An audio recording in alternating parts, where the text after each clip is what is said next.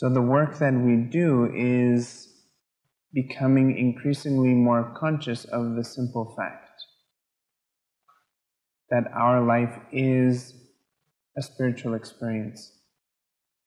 And that life that you're living is exactly why you're here. There's no other life to live for you.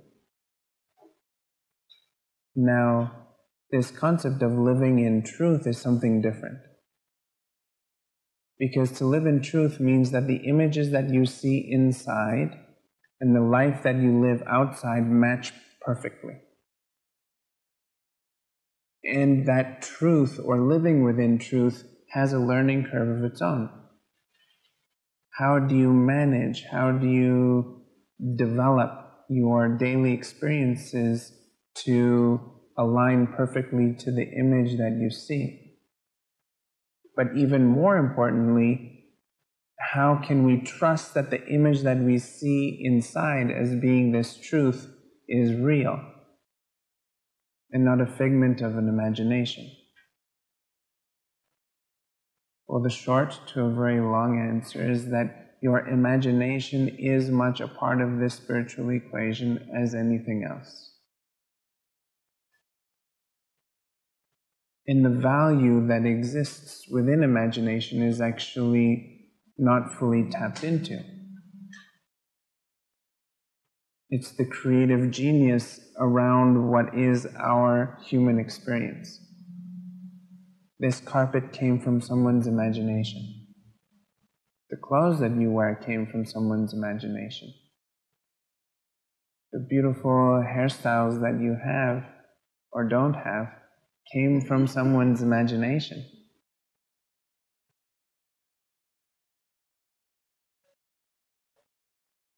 So the image that you hold inside your mind's eye becomes the focal point.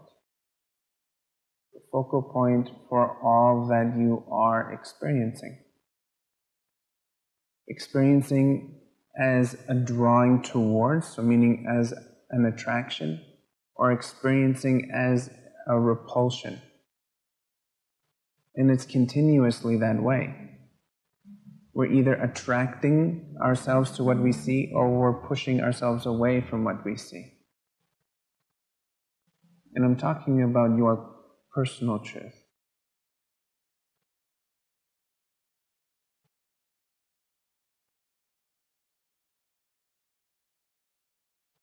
They also say that love is absolute within that truth.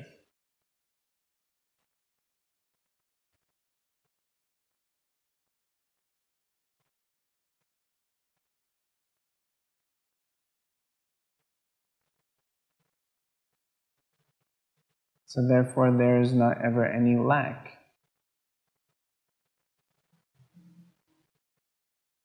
If that's the truth.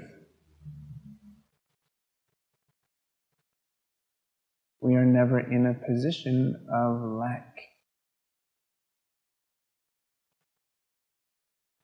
But what is interesting is that love is expressed in many different ways. And if love is the baseline expression of our human experience, then that means fear is misguided love.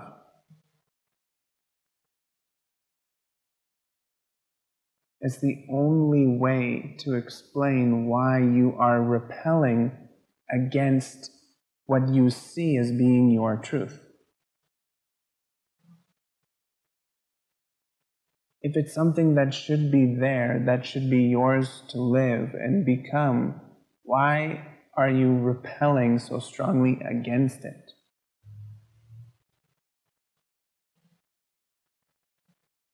So then one has to embark on this incredible journey of self-exploration, taking on the task of asking oneself the hard question as to why am I here? Not in the beautiful broad strokes of our life experience and existence, but why are you here in this moment in time when you experience fear for no logical reason?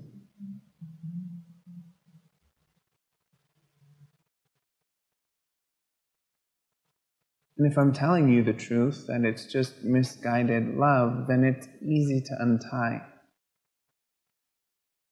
If someone is afraid, what do you do for that someone?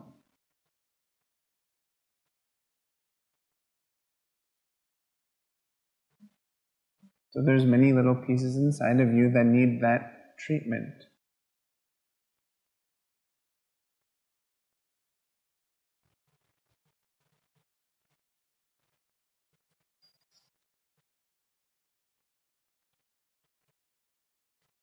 I'm interested in becoming balanced, whole, and complete.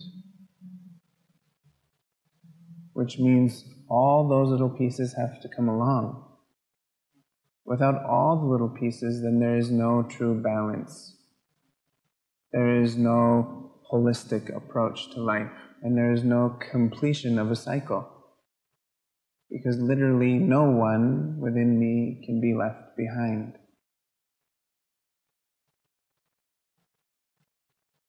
And I think that that statement rings true for everybody.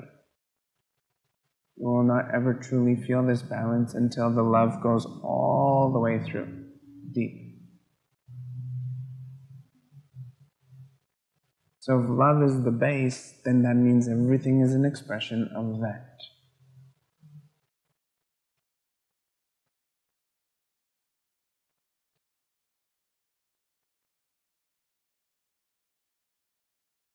The strongest technique for developing an understanding of what I'm talking about is meditation. Closing the eyes, opening the eye, and surrendering to a quality of space that you can see.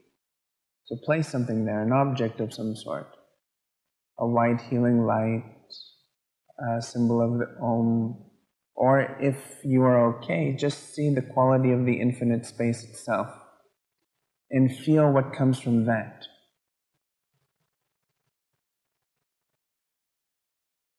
And decide that the reality of what you're doing is healing. That through your meditation you are softening your hold on all of your thoughts, emotions, patterns, and letting go of fear around what you wish to achieve in life.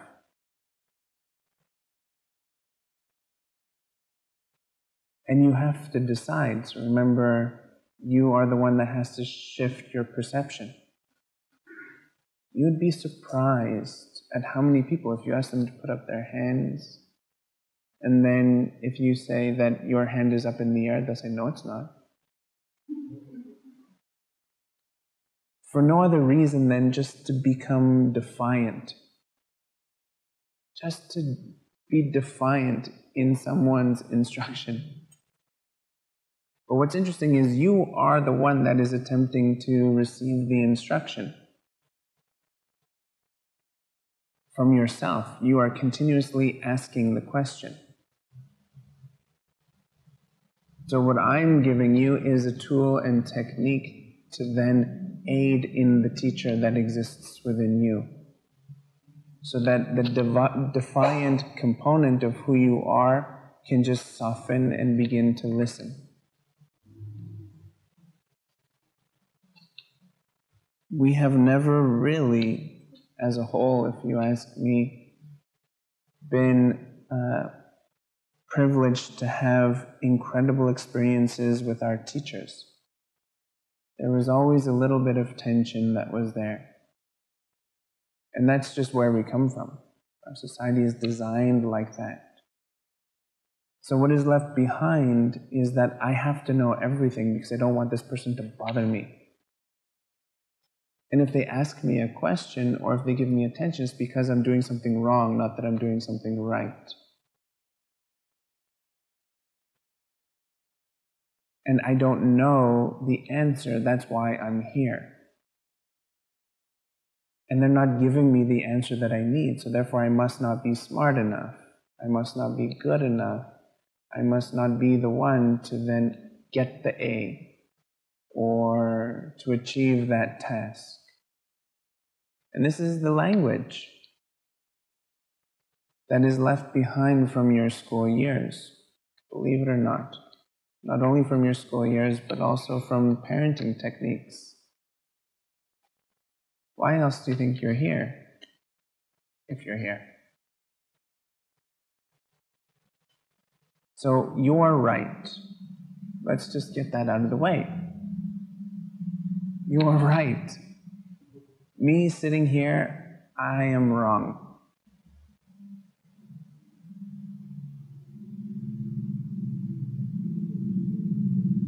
But I'm willing to take myself through the process of redirecting that love that I feel as frustration, as anger, as defiance, into understanding, into letting go, into connection. Connecting not to an external source, but to an internal source. And learning how to rely on the reality of instruction that comes from that place. Because you give yourself a good idea every 15 seconds.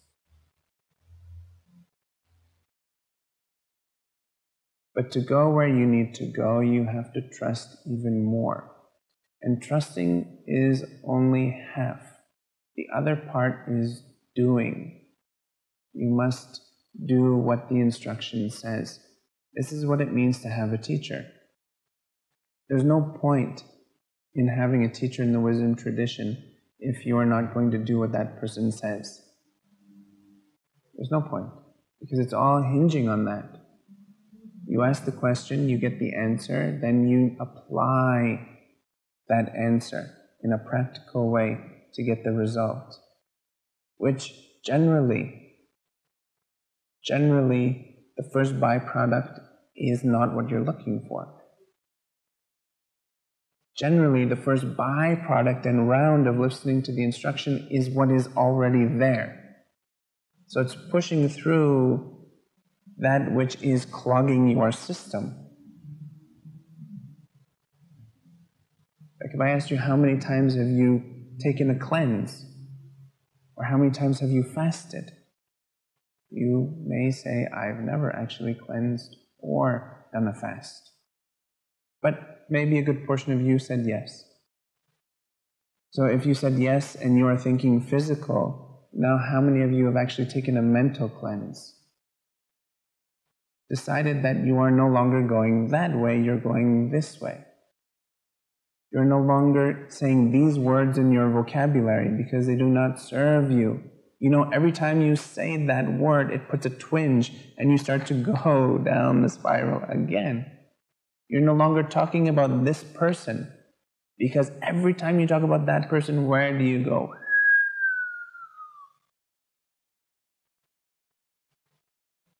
If you don't cleanse and you just say, oh, I did it again, oh, I did it again, oh, I did it again, I'm going to become visiting you in the hospital.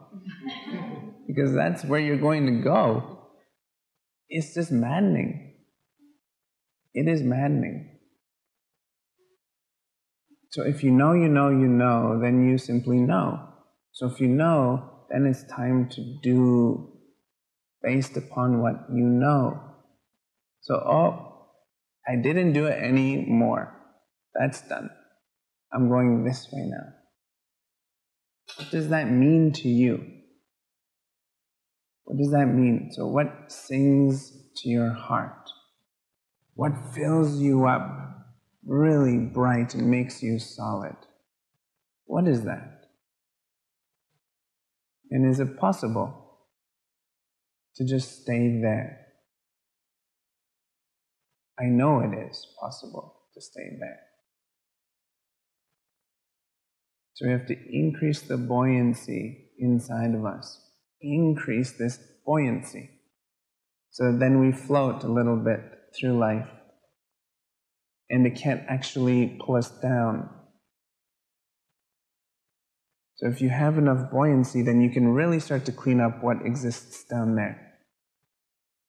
Because it's in the denying of it that this sticky gunk becomes all dried up.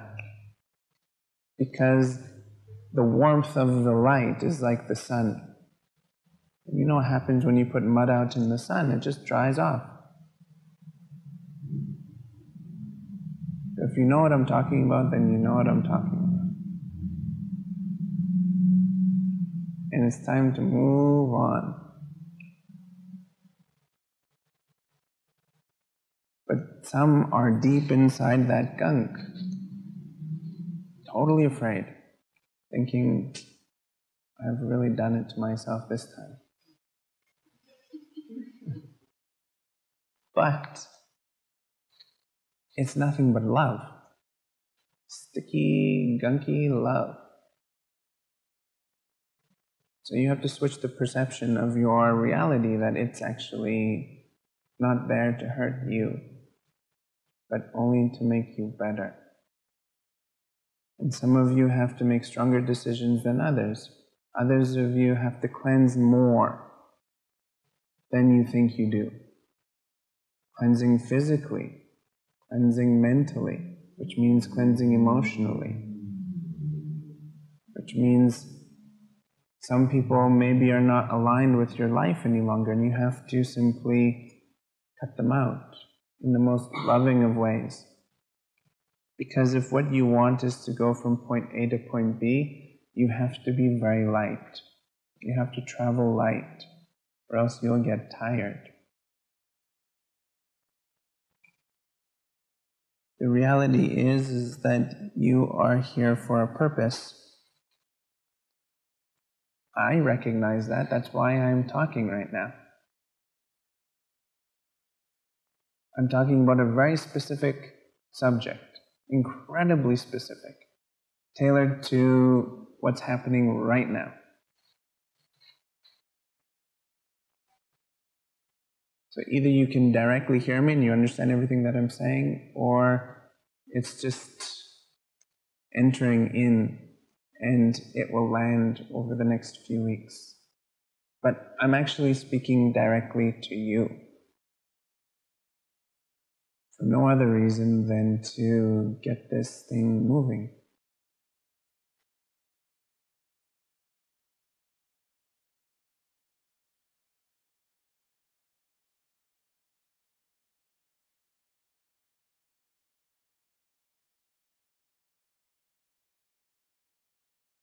Probably 90% of all of our life experience is non-verbal. Even when you are gaining inspiration from yourself, you're not necessarily talking to yourself, but you're listening. So to understand that the whole world works like that, become more sensitive to the reality that you are bouncing off of all of these people around you and all of the objects around you. And that you're also moving through energy as well. So if resistance is there, that actually means you're cutting through something. It doesn't necessarily mean retreat and go the other way. Resistance is there. So you ask yourself the question, am I going the right way? And it's either yes or no. And you will not believe yourself, probably. So you'll ask yourself again, and it'll be yes or no, and you'll just keep asking yes or no, yes or no, yes or no, until finally you believe yes or no, and then that will be the answer whether or not to keep going. Whichever way you choose, there's bumps. That doesn't really matter. I've personally tried both routes, and they're both bumpy. So it's what you want. Do you want to deny yourself of what you see? Or do you want to truly live that which you see? It doesn't matter what it is. It does not matter what it is. Because the entire spectrum of humanity exists on the planet. And you just land somewhere there. It does not matter. You do not have to be a saint. And you do not have to be the worst person in the world, what we call. You just have to go where you need to be, and that's it. This is a very big topic. It's a new topic that we're entering into, so there'll probably be a few talks around it. The whole concept of love is misunderstood at the best of times, interpreted in so many ways. So it's, well, this is love, but this isn't love. So how is that possible if there's any truth to love is everything? If the source experience of your humanity is love, how can anything not be that? Doesn't make any sense. And it's typically not even the topic that I talk about. But it's really important for achieving what you need to achieve, because there is so much fear. So any questions so far? Yes.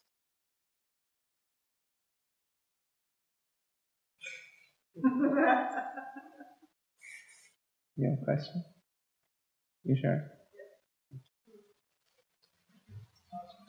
So how do you protect or maybe realize that you might fall in a delusion and you say you should just go with whatever answer comes to mind? How do you know that the ego is leading you down a polluted path? That's a good question. How do we know? Two things. One, meditation. Because meditation is introspection and self-questioning, really. We're getting to the very, very most subtle expressions of who we are. And in that practice, what comes to the surface is everything that exists within our subconscious. So we're making this subconscious conscious. So anything that is resting in the corners starts to come to the surface. Two, we ask the question, is this the right path, yes or no? And if it's no, you honor it. And if it's yes, you honor it. But with this clear decision that you are developing the integrity of who you are, right? You've decided you do not want to be deluded. You do not want to be in delusion. So therefore, that is the mandate. And when it comes up, you'll know it right away. And you may even play around within it for a while. But over time, you will start to recognize that actually this is not the truth. And you will learn. So the timeline of this is not defined.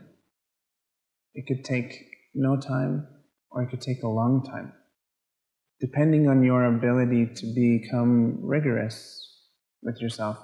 They talk about mild, medium, and intense forms of practice, which will yield either mild, medium, or intense expressions of results.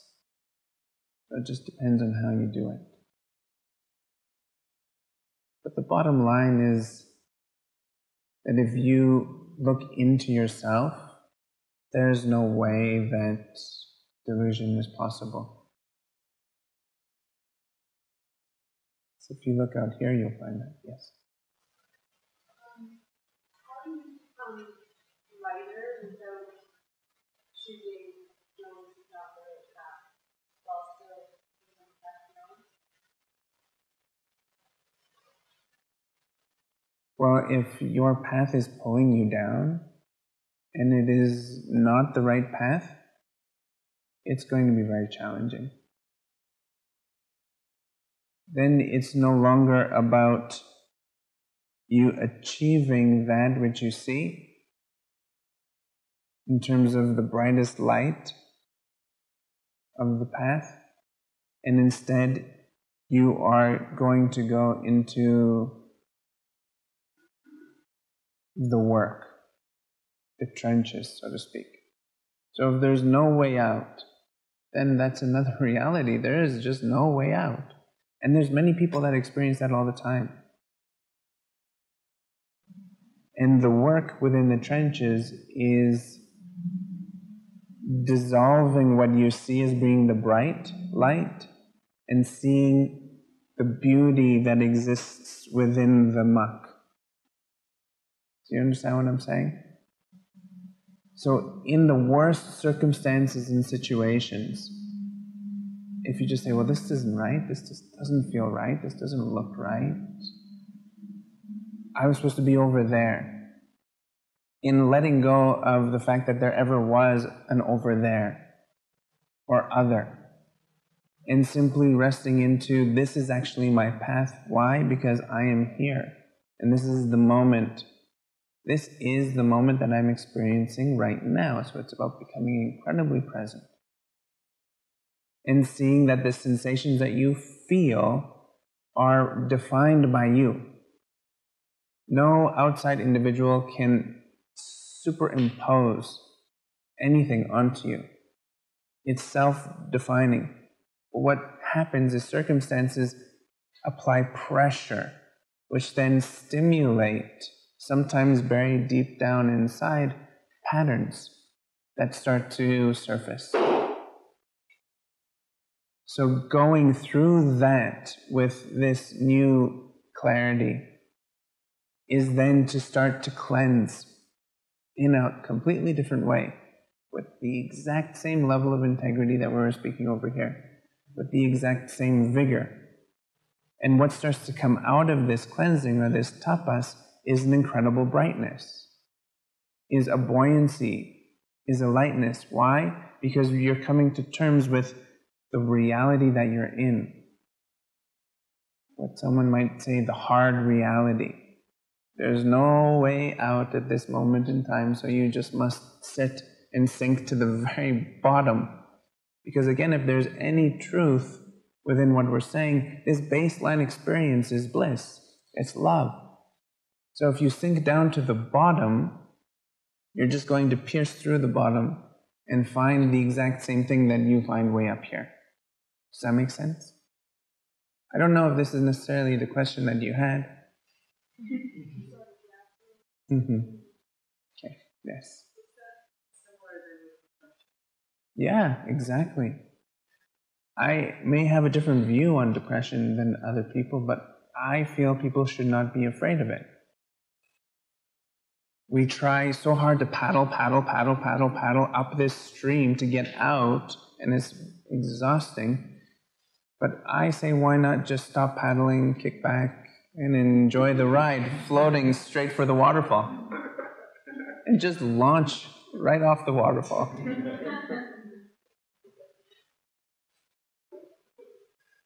If there's any truth to what wisdom tradition has been saying, no matter what experience you go into, you will ultimately end up in this bliss.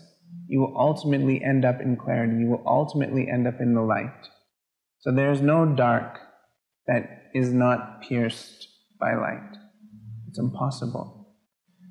But what we are learning here in the West, more and more, every single day, is that we have to experience all routes in order to become whole and complete. All routes are necessary for true balance. And it's not a personal thing. It's not like, oh, I'm a bad person, or someone hates me up there, they keep putting me into this. No, it's actually a gift of learning. So quit taking it so personally and start taking it on. Say, actually, this is my task, this is my work, and I'm going to understand where I am and who I am and where I'm going with it. Then all of a sudden, you become a huge contributor to your fellow human being. Because if you can navigate that and understand it, do some surveying, make some maps, then all of a sudden, all the people behind you, all the generations behind you have a better opportunity to understand that lay of the land. Does this make sense? In everything that mentally is experienced, they notice that there are patterns that come up. within individuals. So there's depression, and then there's landmarks of people, and then there's degrees of depression. And that goes for everything that is of the mental world, but also physically, also socially. So there's these very clearly defined landmarks that everyone reaches. Now, why do you think that is, if not for a huge reason? So each and every one of you have a task that you are taking way too personally. You're owning it. The ego component is saying, this is my problem, when it's not a problem at all. I mean, long division is a problem. This is no problem. And if you consider long division as being something practical, well, your life is made up of mathematics. Everything is mathematical, if you really look at it. So it's dynamic problem solving for the sake of everyone in the room. If each of you do the work, then everyone in this room gets a better opportunity of understanding. There's a reason why people come together. It's not for no reason.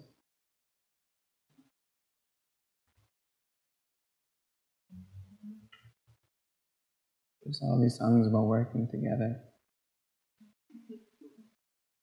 But it's true. We think that working together is out here, but the reality that the highest form of working together is found inside here. So make it like a seva, make it your service. Your service. If you really want to contribute back into society, just focus on your own stuff. And know it so well that it no longer is a hindrance to you. Then all of a sudden, you become this beacon, or you become a teacher, a helper, without ever saying anything. It's true. Any other questions?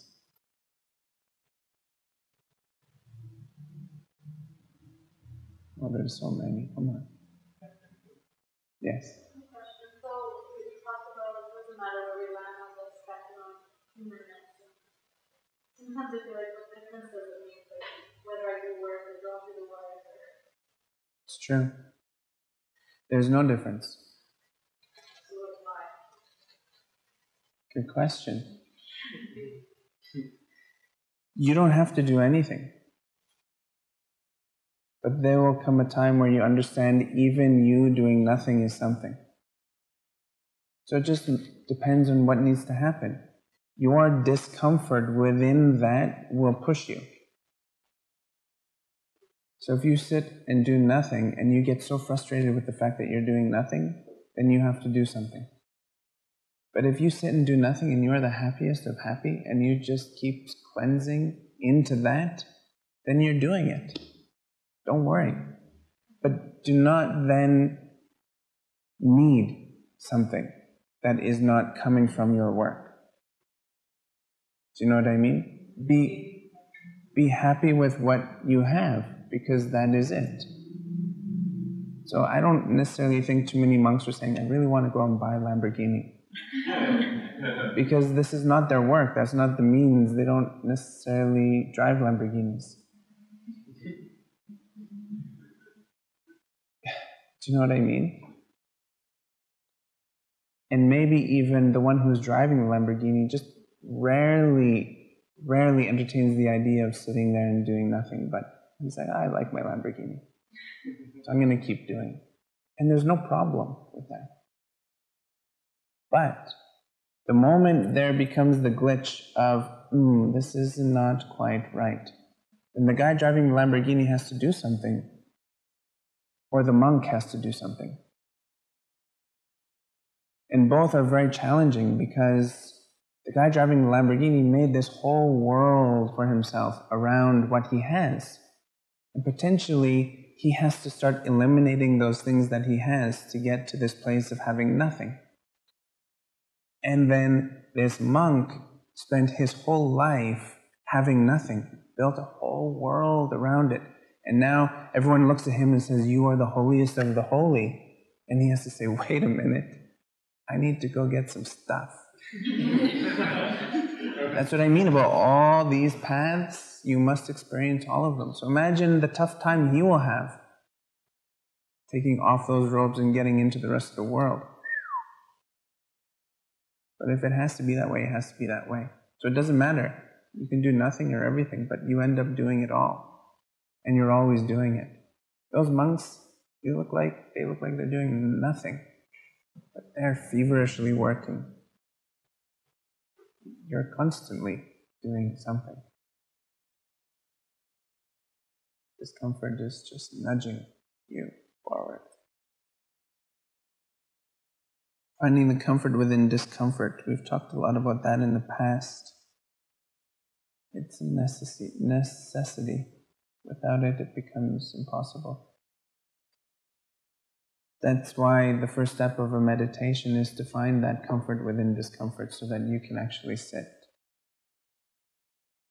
undisturbed.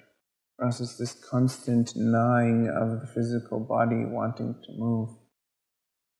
Or the muscles attempting to get strong enough to hold up this body, and the muscles saying, "What is your problem? Just lie down. Slouch. Do something." For me personally, it took 2 years of sitting in absolute agony. So if you take the body as being a part of life, then that just shows you the timeline that you may have to work with before you find mental comfort, before you find comfort within whatever project that you're doing. It could be 2 years, it could be 3 years, it could be 4 years. But this is the whole concept of the wisdom tradition, is to do the work for the work itself, not necessarily the outcome. But that being said, it almost goes without saying that you have to constantly be focused on that outcome point. Not as its story, but as its essence. Because this concept of the ego likes very shiny things. Likes things that it can latch onto and say, "This is mine." But if you work with the essence of the meaning of why you're here, the ego doesn't like that, because it's like, "What is this? This is nothing. This is not shiny. I can't define myself by this. What am I supposed to go back to my friends and say, 'Look, there's nothing there.'" But everything is made up of that. So you must apply your attention to that essence, because that becomes the vortex that is drawing your concentration in. And we talked about that last talk, was the currency of life is your energy. So if you start to move your energy to a single point, which is encompassing it all of a sudden it becomes very powerful. All of your thought wave activity is going towards a single point. All of your verbal expression is going to a single point. All of your movement of the body, all of your pursuits throughout your day are all going towards that single point. And hopefully you're saying, I wonder what that point is. Well, it's this point that you see when you close your eyes right there, when you say, "This is why I'm here," and you look right there. And just accept it for what it is. Your imagination will show you something, and that's the starting point. That something is the start. Just like this conversation started and it's building. The conversation, the relationship has to start and then build. Only the essence is what you need. And then the instruction comes throughout your day. You get up, what needs to happen? Well, you got to do this and this and this. Okay. So there's all the maintenance, and then there's all that is inspirational to you. And the two have to be balanced. You have to maintain the maintenance and do that which is inspirational. Continuously, continuously, continuously. No matter where you are, if you're in the muck or if you're floating in the clouds, you still have to do the same. Yes.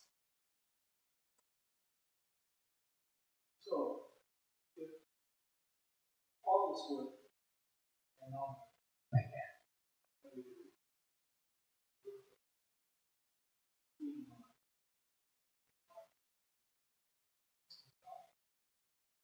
it only leads to one point. You said earlier. So when we offer everybody, they're not going to spoke of. We're not offering that the fabric, unconscious and conscious one God. Isn't that what we're doing? We're offering connections. Yeah, exactly. This like the source experience is what we're offering. So it's really important. So to do this work. So important. To do yoga, sauna, meditation. So important. A good diet. Yes. Breathing is good. Breathing is the best. Breathing is good. You know, breathing, I mean, doesn't matter what they're doing out there. Whatever drug you take, it can never compare to a beautiful inhale. And the pranayama, just nothing can compare to it. And it is really important. Why? Because we've been asking the exact same question for thousands of years. Who am I? Where am I going? Why am I here? Is there a God? If yes, then what is God? All of that questioning has never actually stopped. So therefore, it is at the core, the root of the human fiber, built deep inside the brain. The question is there. So if it's that important, there's literally nothing else to do. So you might as well weave your whole life into that answer. So now we've done that. We've accomplished that work. Now we've done the work. Grace. That's right. And now it's a celebration. And to celebrate is literally not to worry about anyone else's work. They're doing it. Unless you have the burden of helping others. Then that's a whole nother story. You're welcome. Any other questions? Yes. Well, how do you feel like you have to do other people? Or like, how do you get past this people? Seeing the people that they are not necessarily conscious of that, I suppose. They are doing some work, perhaps, with a more honoring method. Like, how do you see that? You have to tool up. You have to get the tools necessary in order to be of aid, be of service. You must first then understand what is it that you need to do within yourself to become strong enough to aid. And it's not generally telling somebody this is what you need to do. It's somehow developing an awareness that's strong enough that is going to push them into making a realization for themselves. So that's what I mean about the tools. You have to develop the tools within you. And you are. I mean, the practice of yoga is a great tool. All of this is a great tool. You are building and strengthening your personal energy so that you can become a weighted force out there in the world.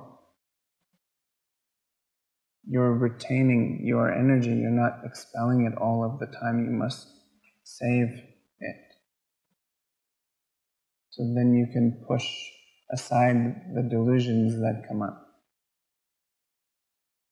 Which takes a lot of responsibility, because that means then if you are that person who has the calling to be the help, then your life must be a reflection of that which you are proposing. And if you are not that which you are proposing, then it doesn't really work. So life becomes a little bit more rhythmic, streamlined. This whole concept of cleansing becomes actually imperative. Understanding the breath is essential. Transforming this body into a vessel, into your temple, into a vehicle that is taking you somewhere.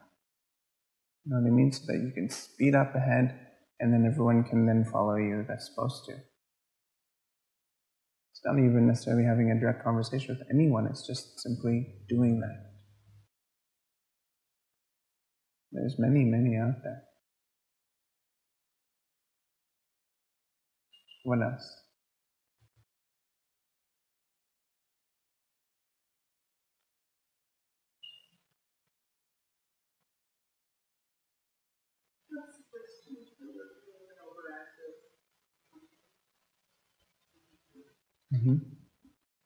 I do.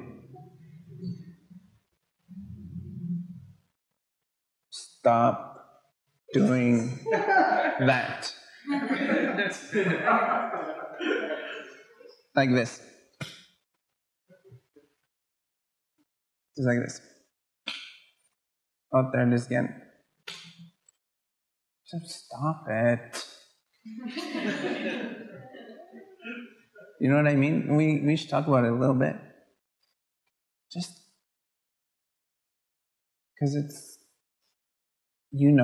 anyone knows who realizes that the mind in its overactivity, that is of anger, isn't really necessary, and that it always has a root somewhere. So it's either you're not happy with the way your life is going, or you were taught a very specific way of expressing yourself when pressure is put onto you, or many, many different things.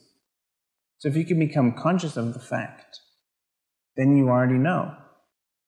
So then you have to interrupt, you literally have to interrupt the flow of output at that moment in time. And the closer you can get to the root, meaning as you feel it, you go, stop. Then the better it is. The harder point is when it is expressed all the way out here and it's like in full swing and you're like, okay, stop. Oh, okay, stop. Oh, but it won't. So you have to become very intelligent and diligent with yourself that the moment it comes up, you stop. And if it sneaks away on you, then you just let it wash you. It's like a hot, hot, hot bath. And you just let it wash you. And make a decision. This is the mental cleansing. You're going to decide that you are not doing that. So you may be the eccentric one that just sits down in the grocery store and closes your eyes until it stops. Doesn't matter. Like, the West needs to become familiar with that. In the East, it would be like, oh yes, dealing with anger. It's not an odd thing to see some mad person doing something in Asia. But here it'd be like, but you might be the one to just break the mold. You know what I mean? So no matter where you are, you must interrupt it. With the conscious being has to say, stop. No, you can't resist it. But you cannot follow it. Yeah. It's like, oh, there it goes again. It's funny, it's like, one can latch on to something, the ball is left, you can't let it go. And other times you just It's true. It's like, how come I can focus when I don't want to? But I don't want to focus. Yeah. The stuff that holds that. And it's not perfection, this is imperfection. This is it, it's not perfect. So you say stop and then you're still holding on and it's dragging you, but at least you said stop. And then it becomes stronger and stronger and stronger.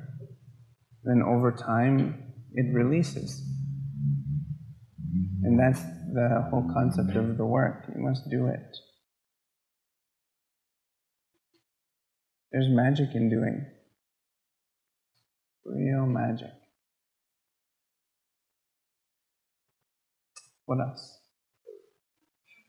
Yes?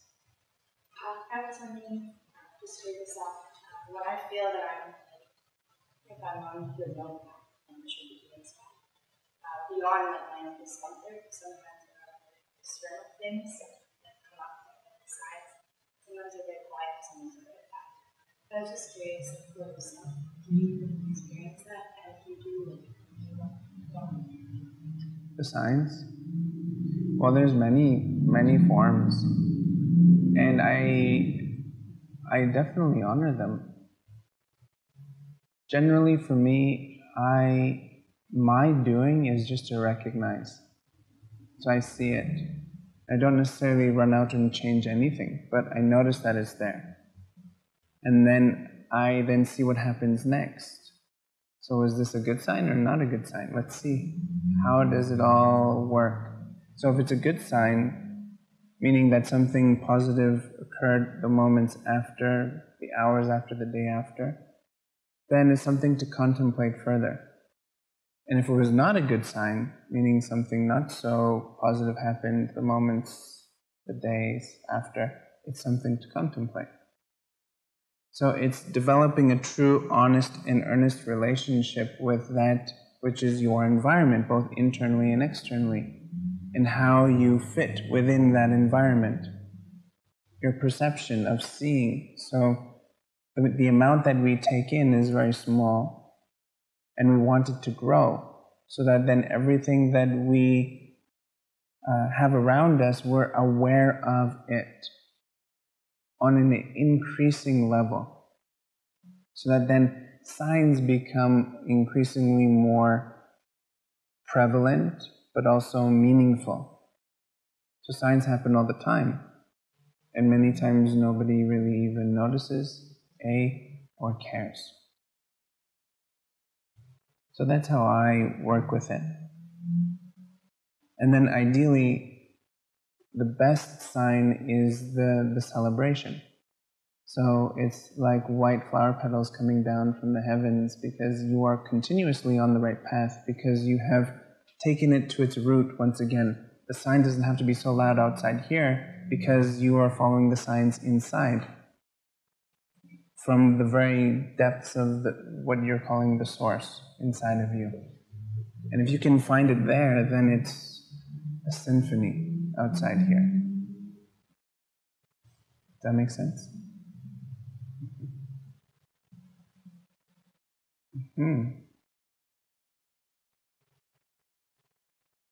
What else? Would you mind just turning on the... You know, you're saying when these emotions, like the anger comes back and you just say stop. But what about like just embracing it fully? Because sometimes I will tell myself to stop, but it's just, you know, it keeps hammering away at you until you're like, okay, fine. And you do sit down and you're like, it's like, I'm angry. I'm so angry right now. You just feel it, and then you finally get to that point where you're so angry that you just pause. And yes. That's what we need. Well, yeah, you guys are talking about two different things, because there's no reason why you should ever deny anger. Anger should be an emotion that is expressed fully, but we aren't necessarily expressing anger fully. It has an attachment of one sort or another to a pattern that is creating such a velocity that is interrupting the flow of everything.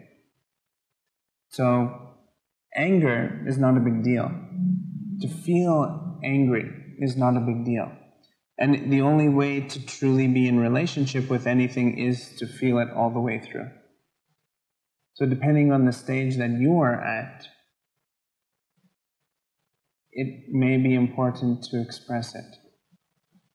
Meaning that if you feel that you just have to, then do it and see what happens.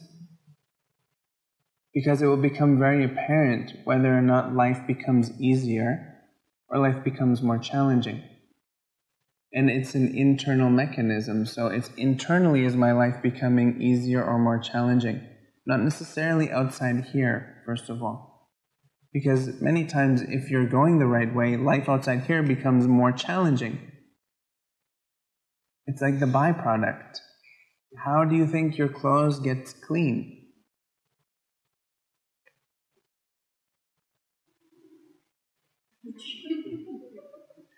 I'll explain. You put water and you put soap. And these two things interact with some oscillations of some sort that then gets into the fiber of your clothing. The water becomes murky and dirty, and then that water drains. And then it fills back up with clean water and does the whole thing over again, but less soap.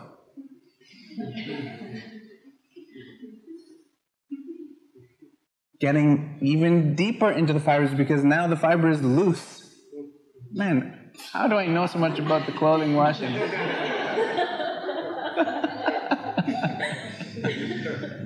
Right? Loose. So less soap, more water, getting the remainder of the dirt and soapiness out. It drains, and then it spins very, very quickly. And some of you may be experiencing this right now in your life. It's just like, what happened? I thought that I did the right thing. So you're in the spin cycle, which then creates a tautness of the fiber, squeezing all remaining water, soap and dirt out. And you take it from the washer and you say, looking at it, this just doesn't look right. It doesn't look right. And you might be at that stage where I thought I made the right decision. It's just that doesn't look right. How is one supposed to wear this? But you have to first put it in the dryer. And if you don't want things to stick to you, you have to put the bounce sheet in it. And what does the dryer do? So the dryer brings life back into the fiber. Warmth, potentially. Fluffs it up. You open the dryer, it's good as new. It's either that or you hang your clothes outside in the fresh, beautiful air that you breathe in through your nose constantly. And when you take the clothing that's been hanging outside and you smell it and you say, that is amazing. So incredibly clean, way more clean than if I put it in the dryer. Why do you think that is?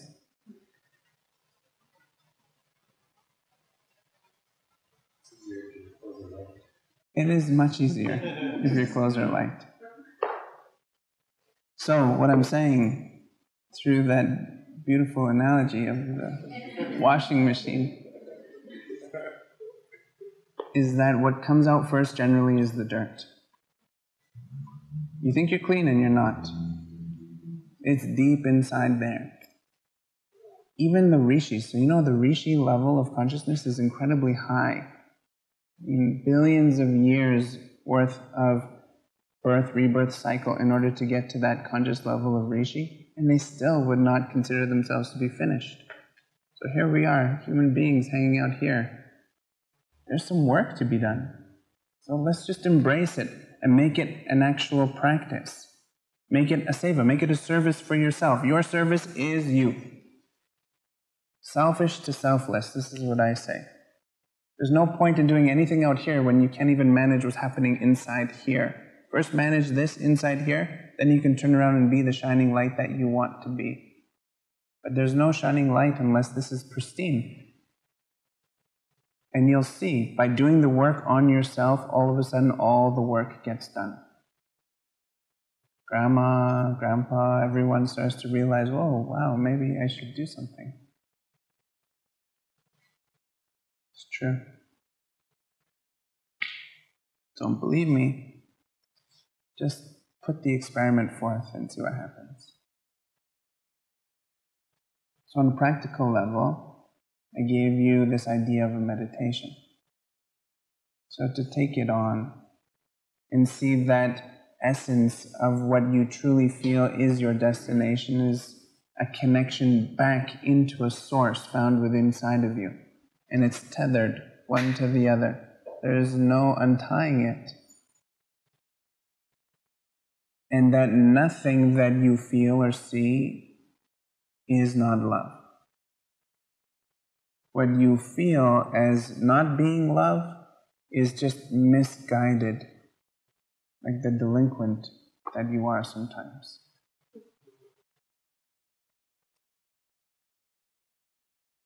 Let's sit and close the eyes.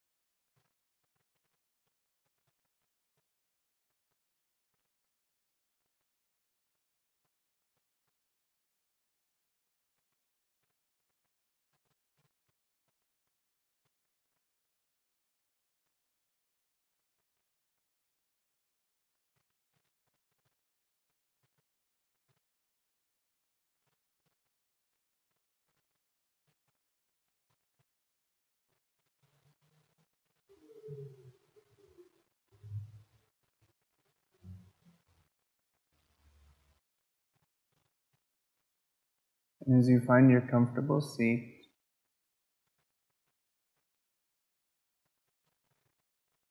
connecting to the rhythm of your breathing in the space of the mind, choose one point directly in front of you to gaze at. With soft intensity, but within the softness there is definitely an intensity.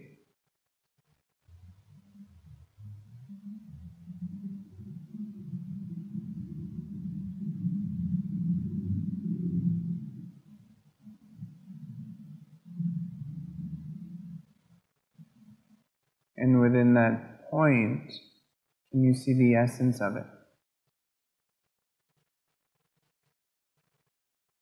And within the essence, can you then connect to why you're here? And you may not even be to that conscious level within yourself that you even know what you're looking at or even know what you're feeling.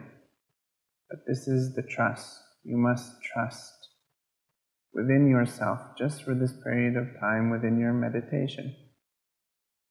And what you see and what you feel is the truth.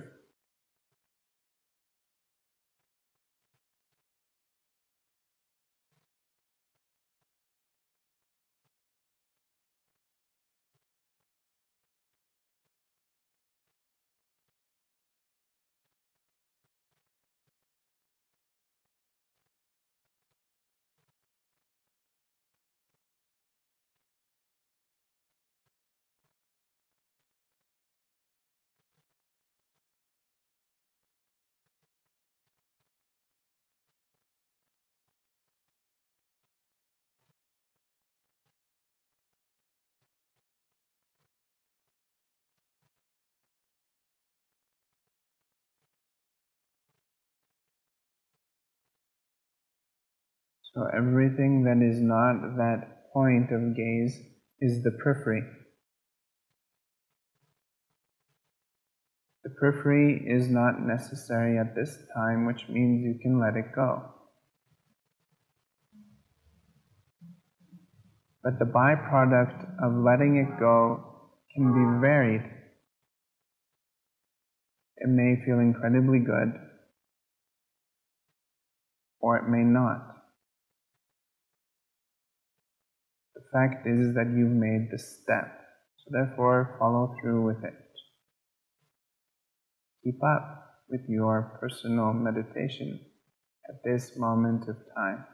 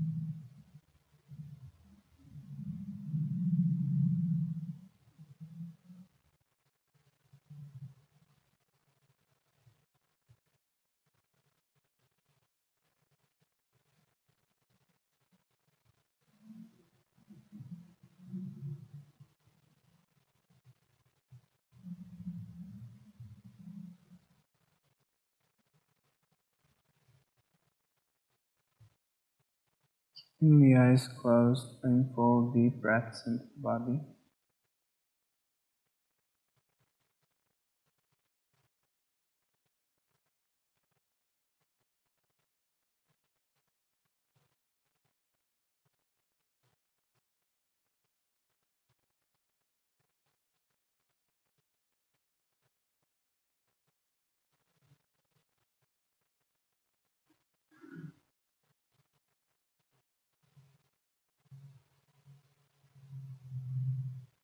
Keeping the eyes closed, bring your gaze into the space just there in front of you.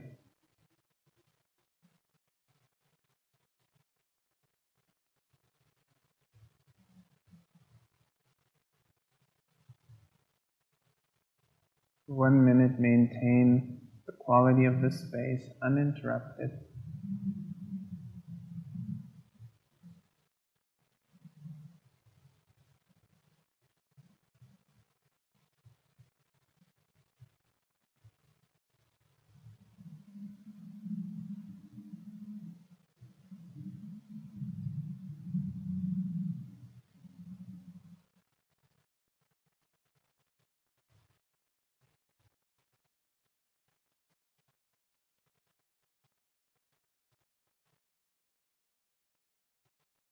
Keeping the eyes closed, soften your gaze, and without rushing, allow the eyes to slowly open.